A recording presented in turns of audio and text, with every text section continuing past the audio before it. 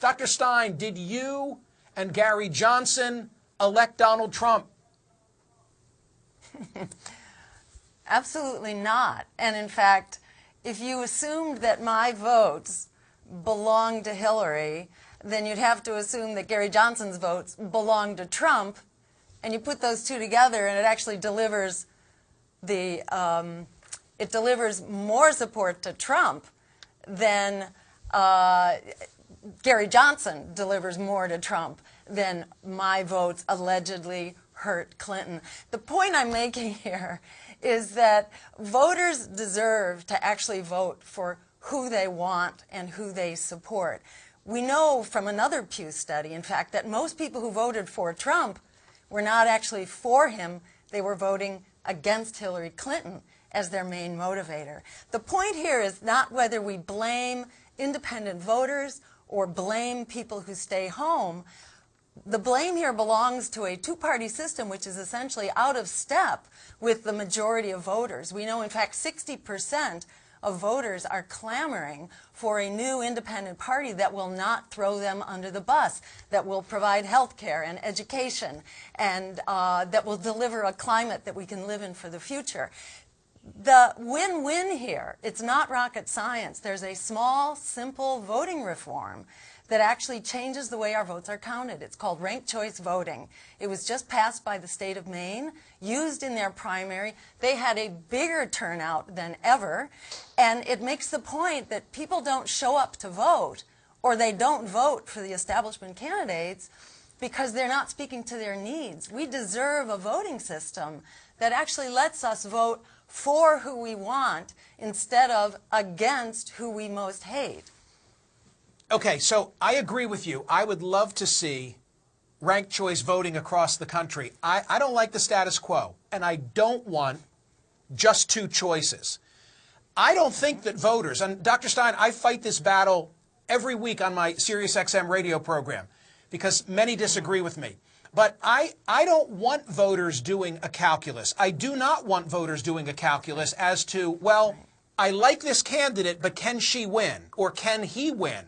Because a stronger showing by a Jill Stein or a Gary Johnson or whomever it might be sets the table for the next election.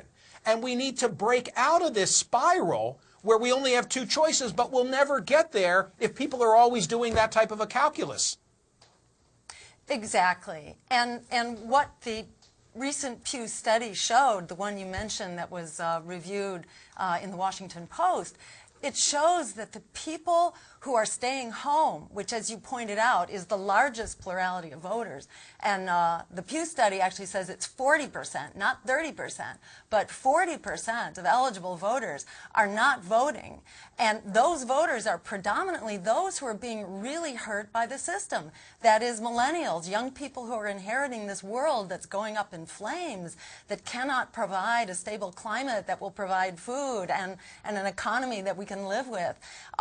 It is people of color who are being most hurt economically, and it's people with an average income of $30,000, which is, barely poverty. So if the people who are being most impacted by this failing two-party system don't have a choice that will bring them out to vote, we're never going to fix it. And then democracy's in real trouble. So those who think that they are benefiting democracy by vilifying independent voters or independent candidates, they have it exactly backwards. It's that authoritarianism that essentially represses opposition candidates and voter choice. But it's voter choice that should be available to us, can be available to us, and if ranked choice voting got more coverage, it would be implemented in the blink of an eye because voters like it, candidates like it, it brings out more people to vote. It's a win-win for everyone, and it assures that whoever gets elected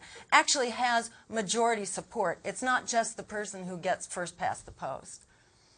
I have only 30 seconds left, but I want to say this. I know how this Pew data will be regarded by the parties. Republicans will continue to object to any effort that increases ballot access because they'll look at the data and they'll say, hey, if we bring more people out to vote, we're going to jeopardize our own standing. You get the quick final word. That's right. And, you know, for the same reason, Democrats have also refused to advance ranked choice voting. But that's why it's up to us. You know, democracy at the end of the day is we who need health care, we who need jobs and living wages, and to get out of student debt. There are real solutions here that make sense, that save money, that are good for people on the planet. It's up to us to reassert our democracy, and that can start with a simple ranked choice voting in your state. It can be implemented by legislatures or by voter referendum. We can open up our voting system and start to take it back.